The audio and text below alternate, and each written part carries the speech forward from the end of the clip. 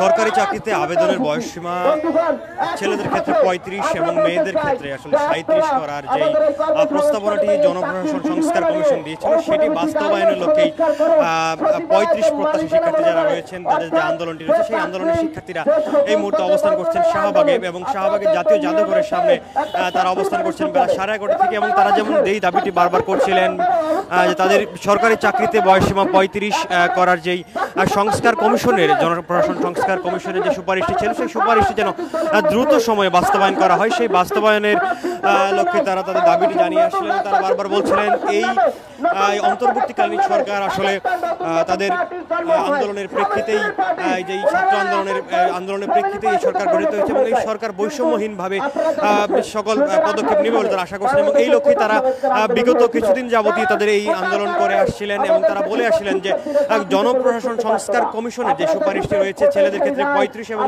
মেয়েদের ক্ষেত্রে ৩৭ বছর করার যে সুপারিশটি ছিল সেই সুপারিশটি দ্রুত সময় যেন বাস্তবায়ন করা হয় এবং আরও একটি বিষয় তারা বলছিলেন যে ক্ষেত্র বিশেষে উন্মুক্তের যে দাবিটি তাদের রয়েছে সেই উন্মুক্তটি এবং চাকরিতে আবেদনের বয়সসীমা আসলে কোনো যেন বয়সসীমা না থাকে সেই বিশেষ বিশেষ কিছু ক্ষেত্রতে রয়েছে ক্ষেত্রগুলোতে সেইগুলো নিয়ে তারা আসলে কথা বলছিলেন। এই লক্ষ্যে আজকে তারা আবার জাতীয় জাদুঘরের সামনে অবস্থান নিয়েছেন এবং তারা তাদের দাবি নিয়ে বিভিন্ন রকমের যুক্তি এবং তারা কথা বলছিলেন।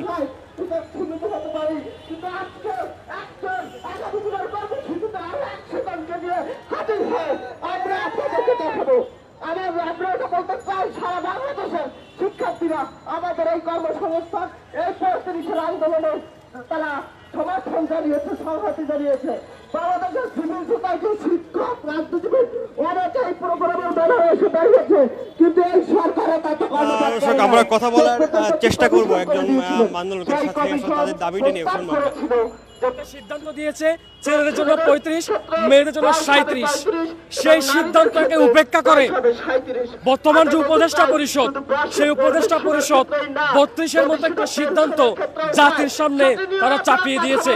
জাতির সামনে চাপিয়ে দিয়ে তারা দীর্ঘ যে লাখ লাখ যে ৩৫ প্রত্যাশীদের দাবি লাখ লাখ আমাদের ৩৫ প্রত্যাশীদের সিদ্ধান্তকে উপেক্ষা করে তারা মূলত আমাদের শিক্ষার্থী সমাজের সাথে প্রহসন করেছে।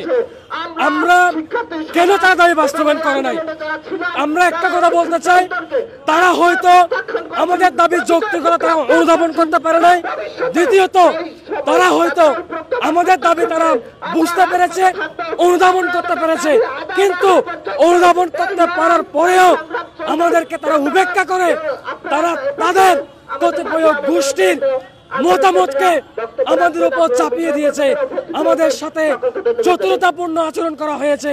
সংস্কার কমিটি করে তারা যে সিদ্ধান্ত নিয়েছে সেই সিদ্ধান্তকে উপেক্ষা করে আমাদেরকে লাখ লাখ শিক্ষার্থীদের সিদ্ধান্তকে এখানে উপেক্ষা করা হয়েছে। আমরা চাই তারা এই ধরনের সিদ্ধান্ত থেকে তারা বেরিয়ে এসে তারা ভুক্তভোগী মানুষের কথা ভাববে। আমরা কেন রাজপথে আসছি? আমরা বিগত ১৫ বছরের পেশিবাদের নির্যাতনের শিকার। আমরা বিগত করোনার ২ থেকে ২.৫ বছরের যে করাল গ্রাস সে সময় আমরা বয়সসীমা হারিয়েছি, আমরা আবেদন করতে পারি নাই। আমরা বিগত পেশিবাদের সময়ে যে নিয়োগ ব্যবস্থা ছিল সেখানে যে স্বজনপ্রীতি নিয়োগ দুর্নীতি ছিল সেগুলোর শিকার। আমরা আজকে ভুক্তভোগীদের কথা চিন্তা না করে কতিপয় রানিং ছাত্রদের কথা চিন্তা করে তারা যে সিদ্ধান্ত নিয়েছে আমরা সেই সিদ্ধান্তকে ঘৃণা করে প্রত্যাখ্যান করছি। আমরা রাষ্ট্রের সামনে হুঁশিয়ার করতে চাই, আপনারা ছাত্র সমাজকে খেপাবেন না, ৩৫ প্রত্যাশীদেরকে খেপাবেন না। ৩৫ প্রত্যাশীদেরকে খেপালে ৩৫ প্রত্যাশীরা কিন্তু কি করতে পারে সেটা কিন্তু ৩০ সেপ্টেম্বর দেখিয়ে দিয়েছে। আমরা শিক্ষার্থী সমাজকে নিয়ে যদি বাস্তবায়ন করা না হয় আমরা আবারও যে কোনো ধরনের কঠোর কর্মসূচি দিয়ে কিন্তু আমরা দাবিত হব। ধন্যবাদ। যেমনটি শুনছিলাম আসলে এই ৩৫ প্রত্যাশী যে শিক্ষার্থী একজন রয়েছেন তিনি যেমনটি জানিয়েছেন তাদের দাবি যদি দ্রুত সময়ে আসলে বাস্তবায়ন না করা হয় সেক্ষেত্রে তারা আরো কঠোর কর্মসূচি ঘোষণা করবেন বলে তিনি জানালেন।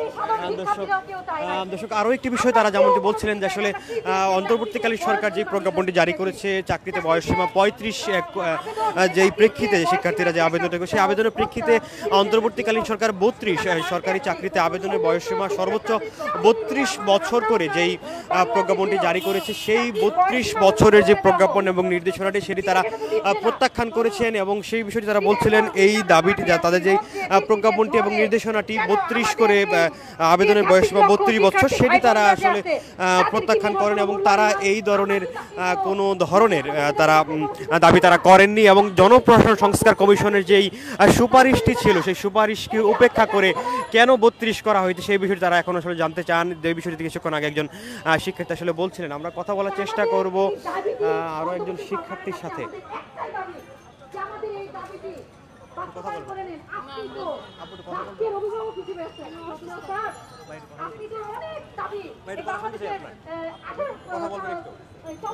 আপনারা আসলে আজকে কোন দাবিতে এসেছেন কি বলছেন আপনাদের? আমাদের দাবিটা তো পুরাতন, মানে এটা অনেক দিন ধরে আমরা চালিয়ে আসছি এবং আমাদের দাবির পাশ থেকেই মানে ওখানে ছাত্র জনতার যে অভ্যুত্থান যেটা 5 আগস্ট ওইটা তখন মানে দাবিটা শুরু হয়েছে আমাদের সামনে। আমরা যখন টিএসসিতে ছিলাম তো তখন তাদেরটাই আন্দোলন শুরু হয়েছিল এবং আমরা তখন চিন্তা করলাম আমাদের ফ্যাসিস্ট সরকার যেহেতু এই জিনিসটা দিতেছে না তো আমরা তাদের যৌক্তিক আন্দোলন, তাদেরটাও যৌক্তিক, আমরা তাদেরটার সাথে মিলে আমরা আন্দোলন করে আমরাই ওই ফ্যাসিস্ট সরকারের পতন ঘটিয়েছি। তো যাই হোক আমাদের দাবিটা কিন্তু তখন থেকেই শুরু। তো ওই দাবিটা এখনো পর্যন্ত ঝুলে আছে। সেই ফ্যাসিস্ট সরকার কিন্তু নাই কিন্তু আমাদের দাবিটা এখনো আছে, ঝুলে আছে।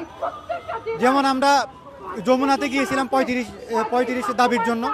আর 35-এর ব্যাপারটা তো এটা আসলে স্বাভাবিক, আমাদের করোনার যে সময়টা ছিল ওখানে সময় নষ্ট হয়েছে, প্লাস রাজনীতিক একটা বৈষম্য ছিল, ওইটা একটা কারণ ছিল, সেশন জট ছিল।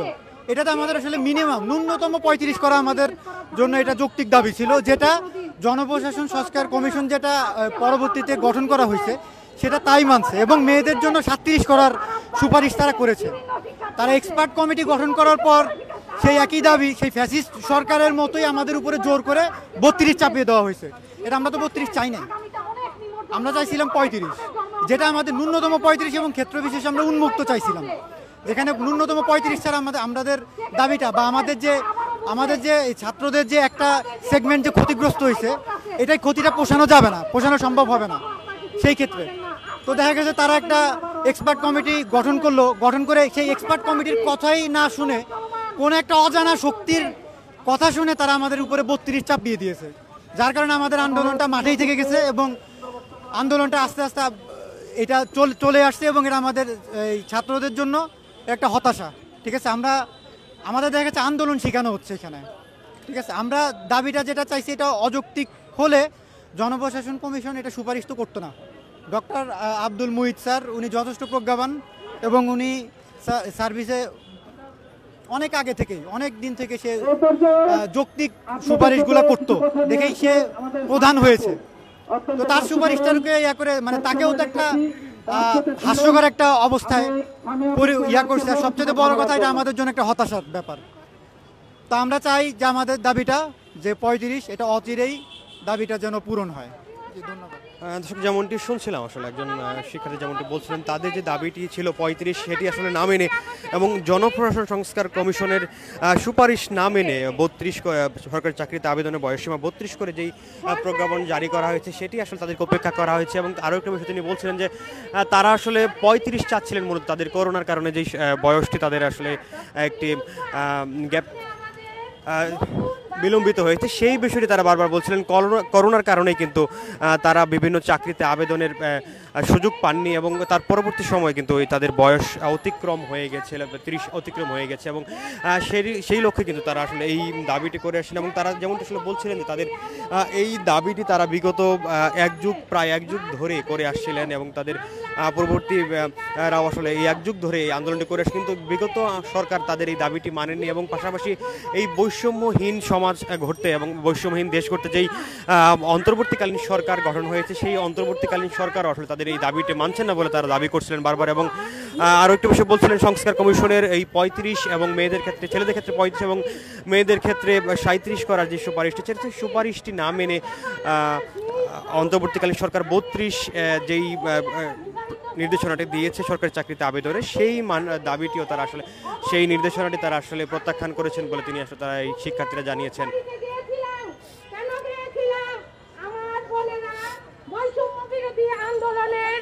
অংশগ্রহণ করেছে তাদের উপরে নির্যাতন করা হয়েছিল,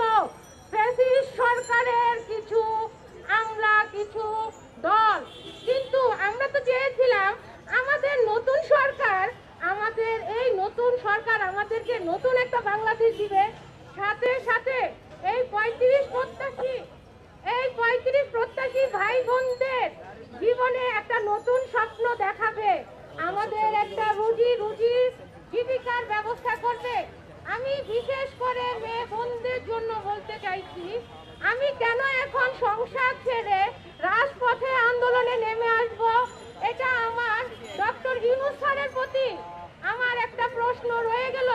ডক্টর ইউনূস স্যার বলছে ছাত্রদের সাথে যোগাযোগ করে 32 ডিজিট দেওয়া হয়েছে।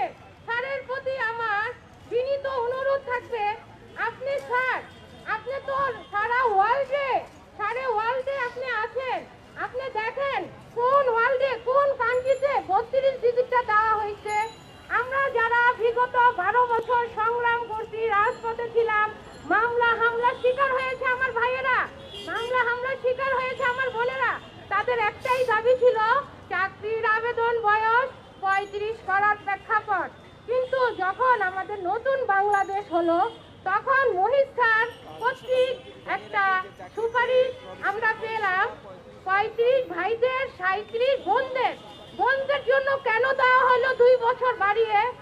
বোনদের জন্য দেওয়া হলো, কিছু বোন সংসার জীবনে যায়, তখন তার সংসার সন্তান সব সামলিয়ে তাকে পড়ার টেবিলে বসতে হয়। যখন তার পড়ার টেবিলে বসার চিন্তা জাগে, তখন সে 30 পার হয়ে যায়, অনেক ক্ষেত্রে 32ও পার হয়ে যায়। এখন আমরা কি চাকরি চেয়েছিলাম, নাকি আমরা চাকরিতে আবেদনের সুযোগ চেয়েছিলাম? রাষ্ট্রের কাছে, সরকারের কাছে, উপদেষ্টা মণ্ডলীর কাছে, প্রশাসনের কাছে, সমন্বয়কদের কাছে আমার প্রশ্ন রয়ে গেল, আমরা কি বেকার ভাতা চেয়েছিলাম? আমরা কি জীবনের সিকিউরিটি চেয়েছিলাম? আমরা কি আপনাদের কাছে অন্য কোনো দাবি চেয়েছিলাম? আমাদের নিজের রক্তের পরিশ্রমের টাকা দিয়ে আমরা আবেদনের ফর্ম পূরণ করে আবেদনের সুযোগ চেয়েছিলাম, কিন্তু আপনারা কেন দিলেন না? আপনাদের কাছে আমি আবারও বিনীতভাবে অনুরোধ করছি, মহিত স্যারের সুপারিশ 35-37 বাস্তবায়ন করুন, আমাদেরকে আলোচনার টেবিলে ডেকে নিয়ে যান। আমরা আপনাদের সন্তান, আমরা আপনাদের কন্যা, আপনাদের বোন, আমরা বহুভাবে নির্যাতিত হইতেছি। আমাদের যেই সব বোনরা এখন মাঠে উপস্থিত, প্রত্যেকের 32+, অনেক বোনরা অবিবাহিত, অনেক বোনদের বাবা মা মারা গেছে, সে একটা চাকরির আবেদনের জন্য দেশের 64 জেলা যে কোনো প্রান্ত থেকে ছুটে এসেছে।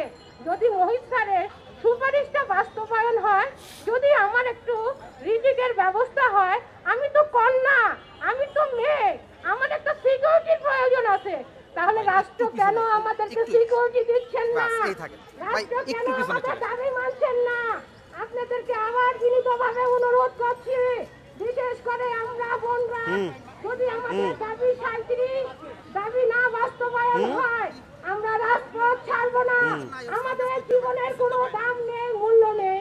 একটা বোন যখন অনার্স মাস্টার্স কমপ্লিট করে, সে অসহায়